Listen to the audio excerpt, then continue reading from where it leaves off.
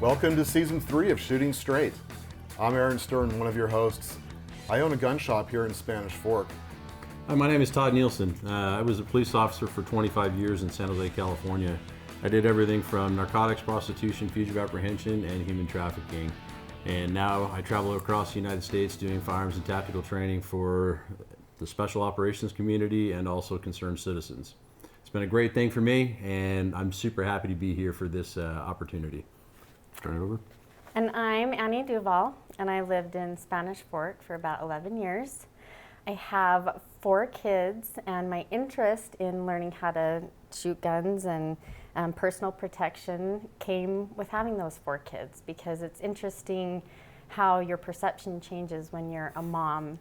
And I'm just grateful to be on this show and to learn more from these 2 guys, and yeah, it'll be fun. Yes. So Shooting Straight, it's a great show. We're happy to be back with our 3rd season, and it's just about everything guns for our residents here in Spanish Fork. We love to shoot guns, we love to play with guns, we love to clean guns, we love to collect guns. And so you'll learn all about the different aspects of carrying, cleaning, collecting, shooting. Shooting's the most fun part. Are we going to expand into like all kinds of different shooting aspects, so like the cowboy action stuff, the shooting revolvers, shooting semi-auto handguns? We're going to go into rifles, pistols, shotguns, everything, hunting, and all that stuff. We have all that stuff planned. It's going to be an awesome thing for everybody to check out. We hope that you pay attention for all that and everything. That'd be great, yeah. So today our episode is going to be about how to clean your handguns, how to get them ready for the shooting season, and pretty much just get them going, to check them to make sure they're working and to get them clean. And Todd will be telling us about our safety. All right, so before we get started, there's 4 core firearm safety rules that we need to be paying attention to. And these things it's stuff that you need to really be paying attention to, because safety is always the key. And if we're going to be teaching our children and everything, right? We need to make sure that we're going to teach them right. We're going to teach them to do things safely. Okay? Safety first. Number 1, it's real simple. Treat all firearms as if they're loaded. Okay? Every single training class that I do, I go over this in great detail. Even though I've gone through and I've checked these firearms as we go through and film today, I'm going to be checking them 4 or 5 times every time that I pick them up, just to make sure that they are unloaded and they're safe. Okay? Number 2, never let your muzzle cover anything you're not willing to destroy. Okay? When you think about that, the projectile is going to come out of the muzzle, okay, the front of the gun, and that's going to cause the damage. Okay? So you don't want that muzzle covering anything that you don't want destroyed. Kind of look at it this way, like there's a laser beam that's coming out of the barrel, and you don't want anything coming out of that barrel, that laser, to cut anything that could cause damage. Okay? Number 3, keep your finger off the trigger till your sights are aligned and you've made the conscious decision to shoot. In all my travels, that's literally the one that's the most violated. Most people, when they pick up a firearm, the first thing they do is they put their finger on the trigger. Okay? What we'd like to see you do is keep your finger straight. That way, you don't have any issue. So when we pick up the firearm, you keep it with your finger straight like this here. Okay? Not actually doing one of these numbers and putting your finger on the trigger. Okay? Keep your finger straight alongside the frame, and then everything's going to turn out just fine. When you're ready to shoot, you've already lined up your sights and you're ready to press the trigger. Then finger goes in the trigger and you press it. Okay? And number 4, be aware of your target, its background, and its foreground. Okay? Me coming from a law enforcement background, I've had all kinds of different things happen to me where I've had people run in front of me while I'm pointing a gun at somebody, a bad guy obviously, and I've had little kids go running in front of me. And it's scary to think about, hey, look, this could actually happen, and if I were to press the trigger at that moment in time, that could be a really, really bad thing for me and also that person that would be on the receiving end of it. Okay? So be aware of what's going on around you and everything else. Okay? If you hear a bump in the night, remember, if you have dogs, if you have little kids, my 6-year-old, she pops up in the weirdest places in the middle of the night. I found her sleeping in our living room. I'm sure you have too. Yes, yes. You find him sleeping in the weirdest places, and it's like, well, how did you get here? And they've got a full bedroll set up and everything else. It's just crazy. Mm-hmm. So be aware of that kind of stuff. Not only that, she brings toys. You could trip over toys and everything else. Even though it's your home, you know everything that goes on. you still need to be aware of everything that's going on around you and understand that bullets do go through walls. Okay, I know from firsthand experience they do go through walls. Okay.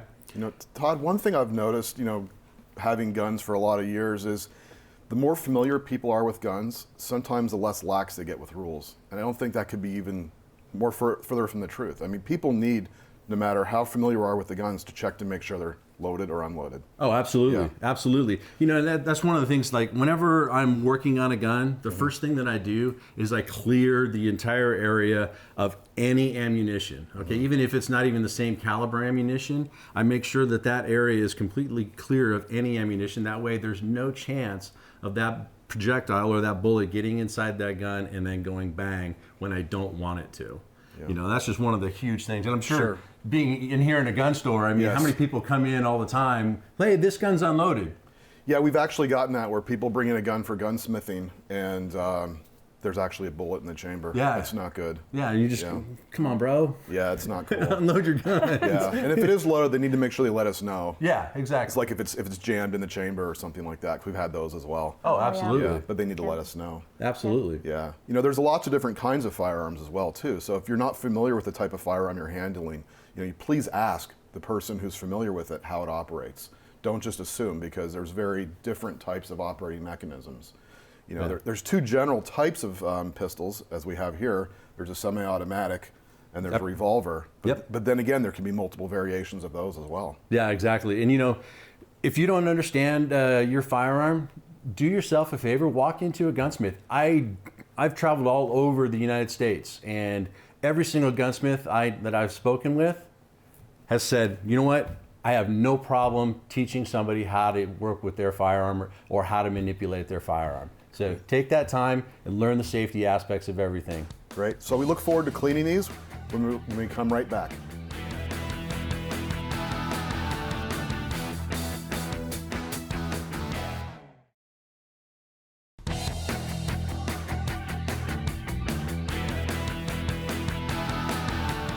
Hey, welcome back. So I'm back here with Annie, and we're going to be going over the Glock 19. Okay, first and foremost, remember what I was talking about. I remove any ammunition that could possibly get involved in these firearms. I happen to be carrying the same exact firearm. So, my spare magazine and my firearm are going to be set someplace where I can't get to them. Okay, so now there's no chance of me putting a live round into that particular handgun. Okay, then what we're going to do, we're going to go through here and I'm going to check the firearm. I'm going to visually first look to make sure that there's nothing in the chamber here. Okay, so I'm looking in there to make sure there's no brass and there's no magazine. Okay, so if you can see my finger winging around in there, that'll kind of give you an idea that, yep, there's nothing there. Okay, then I'm going to keep the slide lock back and I'm going to hand it to Annie so that she can do exactly the same thing. Just always make sure we're good. Okay, so no ammunition on the table, no ammunition on my person, so we don't have to worry about anything getting inside this gun. Okay, so with a Glock, you remember how we take apart a Glock? What's the first thing that we have to do? You tell me. We have to press the trigger. You have to press the trigger. So when we pick up the gun, I'm going to let the slide go forward. Then I'm going to let Annie pick up the gun now, and she's going to point it in a safe direction. Okay? Which is this way, because there's no humans over there. Yes, no humans, and there's a lot of material between us and outside. So we've double-checked the firearm now, and now she has to press the trigger. Okay? So we've got that click. We know what's going on there. So now what we need to do is just bring this slide back just a little tiny bit, so that she can get to the takedown levers. Okay, here's a cool technique I'm going to show you. Show me. So take your hand, wrap it around like this here, and then just catch the slide a little bit like that. I like so you're that. actually holding the gun like this here. Okay, so we may have to press the trigger again. Yep, there we go. Okay. All right. So roll your hand up over the top, like and then right as you get to the sights there, it'll start to pull back, and then you can hit these takedown levers on this side right here. It's something weird when you're first getting used to it. Is that, did I get back far enough? There you go. There we go. Okay. Because remember, you got to take just a little bit of pressure off there. Yep. And then pull those takedown levers down and then let Got the it. slide go forward. Okay. There you go. Zwobbing. Now it comes into the two pieces right there. Okay, you can see with this firearm, it's been fired quite a bit. Okay, there's some good carbon buildup on the inside of the mag well, and there's some good carbon buildup on the slide. So we need to remove all that. Okay. Can I just say something? Go ahead. I also can still carry a Glock, and the reason I do is because it's simple. Yes. Like to clean this gun, it's simple. So that way when I put it back together, I'm not questioning if I Yes. put it back together You know, and unsafe. that is definitely one of the So- things that Gaston Glock, when he designed the gun, he designed it to make it really, really simple. So I like that. Okay. Okay. Okay, so now we have our frame. Let's start off with our frame. There's all kinds of little pieces in there, and the simplest thing to do is just grab a rag and wipe off any areas there where you see any excess oil, okay, or any carbon that's built up on there. And so we can show the viewers at home as we're wiping here, okay, you can see we are actually cleaning this gun. It is dirty. It's probably got about 300 or 400 rounds through it. And from my experience, it looks like maybe a little bit more. We'll see. Maybe we should talk to Aaron a little bit about cleaning his guns. We'll come in and do it for him. Yeah. Okay.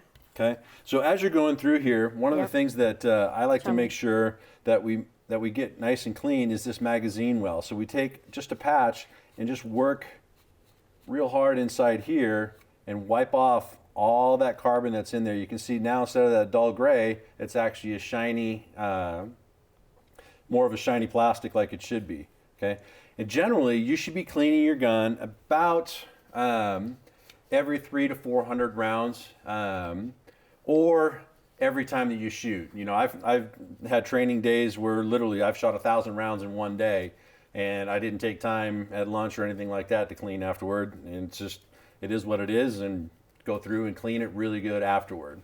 Okay. My husband has, bigger hands or whatever, but he likes to use Q-tips sometimes. How do you feel about Q-tips? I love Q-tips. Okay. The actual, make sure it's all the real Q-tips, they tend to be a little soft, so that it makes it a little bit harder to get into some of the nook and crannies. Okay. I actually use cotton swab applicators from the medical field. They're actually a little bit longer, and they come with a little wood handle versus that little plastic or paper most of the time. There you go. Okay.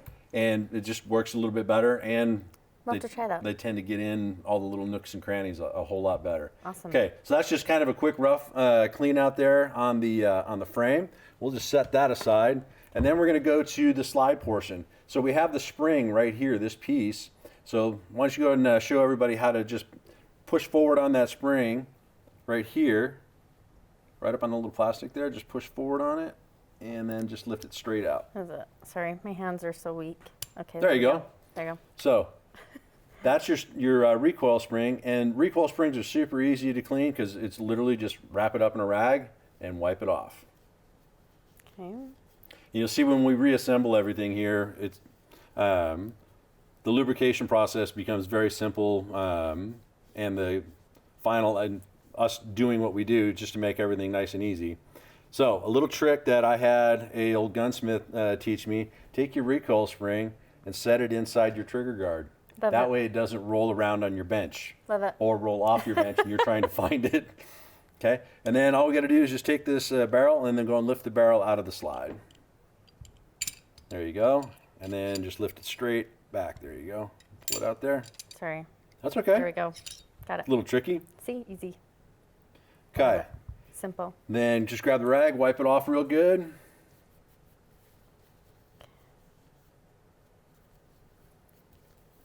And then everybody's very familiar with these here. Okay, Annie, I know you're familiar with these, but Yes. there's a new product that's out there that you're gonna love because I'm excited. this makes it super easy. Okay. Drop me. that inside, let it Yeah. come all the way through. Okay. Okay, grab a hold of the barrel real hard, and then pull that all the way through. It'll get a little stiff. Oh my. That's it? Okay, 2 more times. 2 more times. Okay. I love that. Easy. Very easy. It makes life so much more better. Where can you get something like this? You can get them at just about every single gun store. I know they have them right here at Shootology. Cool. I think they're like anywhere from $10 to $20 depending on what caliber and quality that you like. That's so nice. Oh, that was easy. See, That now was your easy. barrel's done. Done.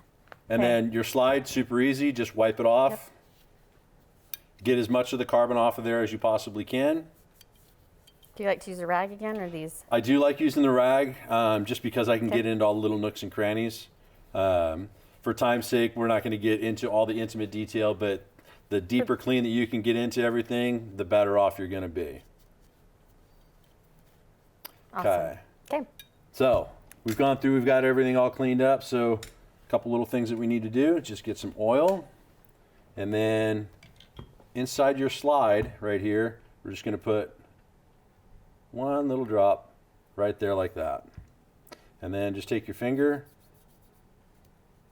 slide it in there, and then don't forget the bushing up on the slide. Okay? And then one drop of oil on our barrel. And then we're just going to spread it around the barrel itself. And then we're going to go back through the assembly process. So barrel goes in, and then just quick little bead across the top of your spring. That oil will actually work its way down onto the guide rod and everything there. And then I'm going to have you slide that back in there. Remember how to do that? Yes. There you go. That is probably the hardest part of cleaning just about any gun. Okay. These little micro lubricators, I love these things, especially Those on are pistols, because on all your guides for your slide, just a little bit of lubrication there.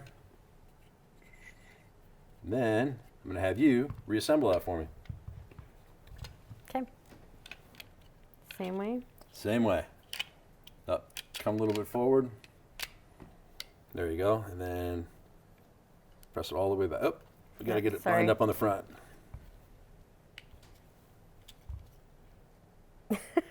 Sorry. That's okay. So catch those front slides right there. Coming forward here. A little bit forward. There you go. Now line that up and all the way back. There we go. Done. Okay, and then rack it all the way. Notice her finger. Okay, and then point it in a safe direction. Safe direction. And then press the trigger to make sure it's functioning properly. And we're good. Ta-da. Catch up with us again. We'll work on revolvers.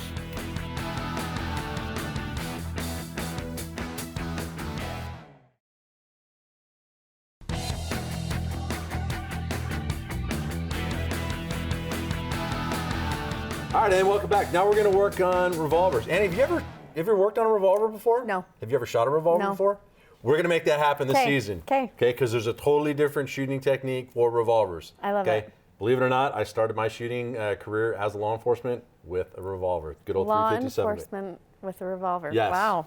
Back Good in for you. 1990. It's not that long ago. On every single revolver, okay, there's a Okay. little button that's usually on the side. Some you press, some you slide forward, some you pull back. On this particular Ruger 44, we actually just press it and open up the cylinder. This is how we make sure that it's safe, is we check all 6 of the cylinders All safe. and make sure that there's no projectiles in there. Okay. Okay, so there's no projectiles in all 6 of the cylinders there, and we make sure there's not one up in the barrel. Okay, see Done. that? Got it? Nothing. Okay, these are super easy to clean. They just take a little bit more time. Okay, so all 6 of these cylinders have to be clean. Okay. We'll do one for demonstration purposes. Okay. And that looks like a 44 brush. So I'm going to hold this here. And what Okay. I want you to do is just take that brush, go through that cylinder right there, Okay. and just keep working it back and forth. Go all the way through, and then pull it all the way back. like and that? you will do this about 40 or 50 times. Why? Okay? Because you need to get all the carbon and everything off of there. Okay, this takes a very, very long time. Or you can get a bore snake. Okay, remember, you just got introduced to bore snake. I did, And and how I- much fun and easy it makes everything for you. so fun and easy. So you can do this 40 or 50 times, but if you use this, You can do it 3 times. so should we do it We instead? could. We just don't have the right caliber for this one right now. Okay. But so I'll keep going. I'll keep yeah, going. you could do that. 'Kay. So Okay. once we've cleaned all 6 cylinders, Yes. then we need to go back in and do the barrel. Okay. So now this is where we flip everything over All right. and go back into here. Okay, so 'Kay. now we go back to the barrel. All right. This is going to take a lot more oomph because you're going through a 6-inch barrel there. Oh, did you see that? Yeah, you see all the dirt and carbon that just Yeah, came out of there? That was kind of cool. I hope they can pick that up on the close-up I know. because that was really cool, That at least was- from our perspective. I should have like blew it or something. Yeah, that's cool. Okay, Okay. so you do that until Yes. everything's all nice and clean, Okay. and then we change out our bit. Okay, get a patch, feed it through like this here, That's awesome. then feed that on there, and then through the cylinder and also through the barrel, back and forth until the patch comes out clean. Okay. Yeah. Or get a boar snake. Or okay. Yeah, I think I'm sold. Yeah, Yes. I'm very much into things that make my life a lot easier. Yes. Okay, so we'll say she's all nice and clean and ready to go. So what we do then, another inspection to make sure that there's no ammunition in there and all that, and then Okay. we just need to function test it. Okay. Okay, so I'm going to hold this here and I'm going to move out of the way so that I know that there's no way for that. And what I want you to do is actually just grab a hold of the pistol. Okay. Okay, and then finger on the trigger there for me, and I want you to just press it back. Actually, leave the hammer there because I want you to feel the difference in how this feels, because revolvers are a lot heavier trigger pull. So go ahead and press that trigger for me and kind of tell me what you're feeling. Yeah. It's a lot heavier than A lot Glock, heavier, huh? Yeah. Okay, so that's 2, and we know that it's cycling. I'm watching the cylinder go, so we're good to go on that. All right. Okay. All good there. All right. good.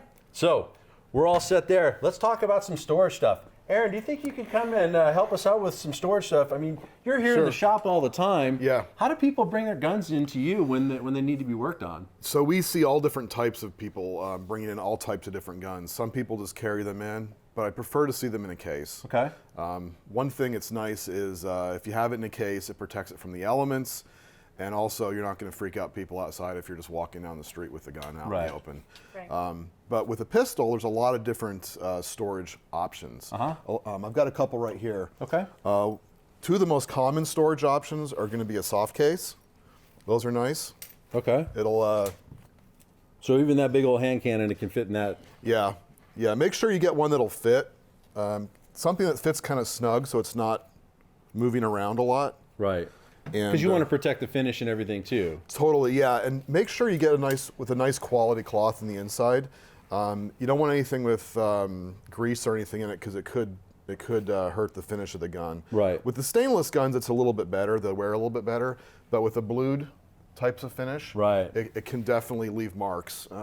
Yeah, so I remember my first duty, my old Python, the Yeah. blued, and being in the holster and everything, Yeah. you start to see that holster wear and everything on it. Yeah. So, that diminishes the value of the gun itself. Yeah, so here's just a basic hard case. So if you're going to travel on a plane, you're going to need to definitely have a hard case. Okay. And it's going to need to be lockable, so either with a padlock or an integral lock on it. Uh-huh. But one thing you got to make sure too, when you're buying these cheaper cases like off Amazon, these cheap Chinese cases, a lot of times the foam is such poor quality that it'll actually leave marks on your gun Yeah. if it's stored in there for a long period of time. Yep. Yeah. So I would always recommend, either a nice quality fabric, or if you have a gun sock, if you haven't seen Oh a yeah, gun sock, those are awesome. yeah, you could put your firearm in a gun sock and then put it into the case. When we talk about locks and everything, Yeah. what options are out there? I know you can get stuff that go on the trigger Yeah. and on the trigger guard and all that stuff. Yeah. Are there other options that are out there? Yeah, definitely. So the best kind of gun lock that's going to work for most guns out there is going to be a cable lock. Okay. And if you buy a handgun new or used from a gun shop, it's supposed to come with a gun lock. Okay. If they haven't provided you with one, you can get a free gun lock at any gun store Okay. or at any local police station. So here in Spanish Fork, if you go down to the police station, they'll give you a free gun lock. It's very important to make sure that you keep your guns locked up. Yeah. But what's nice about a gun lock is you can use it on different types of firearms. So we'll open this one up here. Usually comes with a couple keys, so make sure you... So this is actually a keyed thing, not just something the Yeah. cheap, like little TSA type lock. Yeah, exactly. Yeah. So the nice thing about a keyed one is you can use it on different types of firearms. So on a revolver, you can either put it through the barrel or you can put it through the chamber. I prefer to put it through the barrel. Uh-huh. But on some of our longer barrels, that's obviously not going to work. Yeah. Okay. So what you would want to do is put it through the cylinder or actually put it through the frame, because that way there's no way for the gun to fire, because you can't put it in the battery. Yeah, yeah. And that way, if a little kid gets a hold of it or something, then there's no chance of them actually hurting themselves with it. Yeah. And then on a semi-auto, it's the same. You could put it right down the barrel. Nice clean barrel. Nice clean barrel. Thanks for cleaning my gun. You're welcome. I've had this gun for probably 15 years and I've never cleaned it. But that's one nice thing about Glocks is they always go bang when you pull the trigger. That's true. Yeah. That's very true. The one nice thing about Glocks is the gun lock can go right through the middle here. And then I guess you need to have a key on this to even lock it. But there. That way this gun can't be fired. Awesome. Yeah. And you would store it like that. And you could even then lock the case as well. That way it's double locked. Okay. So like I know at my house, every gun goes into a safe. I have multiple safes at the house and everything. Mm-hmm. Are there better quality safes? Or honestly, you can spend as much as you want on a safe. I think the important thing is to make sure that whatever safe you purchase, you can't get it open with like a screwdriver or something, Right. Because there's going to be thieves, there's going to be curious kids. You just want to keep guns away from those types of people.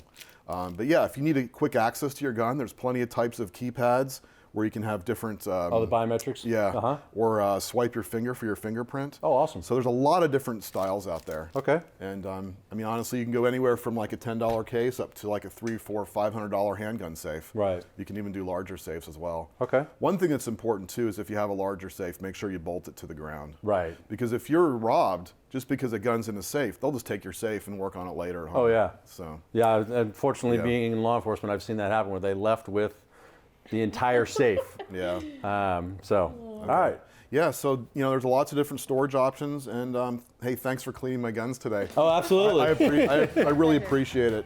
And hey, thanks guys for helping us out today, cleaning the guns, talking about different storage options. It's been very informative, and we look forward to having you back on our next episode of Shootin' Straight. All right, you all have a great day. Be kind to each other.